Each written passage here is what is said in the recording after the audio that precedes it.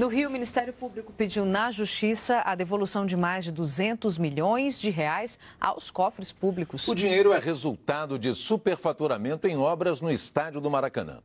O estádio de futebol mais famoso do Brasil está no meio de uma polêmica na Justiça. A suspeita do Ministério Público é de que a obra de reforma do Maracanã para a Copa do Mundo foi superfaturada. O orçamento inicial do grupo que venceu a licitação era de 705 milhões de reais, mas durante o trabalho esse valor quase dobrou e chegou a 1 bilhão e 200 milhões de reais. Um levantamento realizado pelo Tribunal de Contas do Estado do Rio revelou que o contrato para a reforma do Maracanã teve 16 termos aditivos, considerados suspeitos, que elevaram o valor da obra.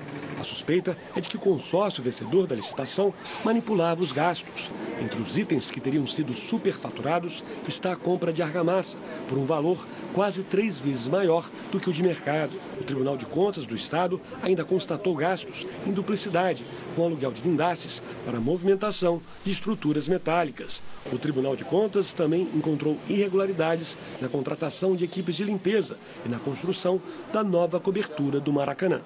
Segundo o Ministério Público, o processo de licitação favoreceu a contratação do consórcio vencedor em troca do pagamento de propina. A informação faz parte do acordo de delação premiada da empresa Andrade Gutierrez. Os promotores denunciaram 9 pessoas ligadas ao governo do estado na época da reforma do Maracanã e as empresas que realizaram a obra. O Ministério Público exige ainda que as empreiteiras devolvam 211 milhões de reais para os cofres do governo do Rio.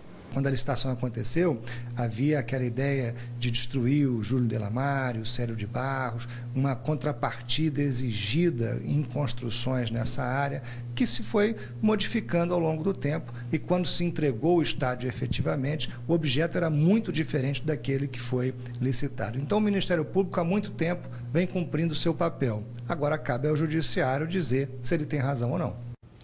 A empreiteira Odebrecht disse que colabora com as autoridades. A Delta Engenharia e a Andrade Gutierrez não comentaram as denúncias. E a empresa de obras públicas do estado do Rio de Janeiro disse que já ter respondido todas as questões sobre o caso ao Tribunal de Contas do Estado.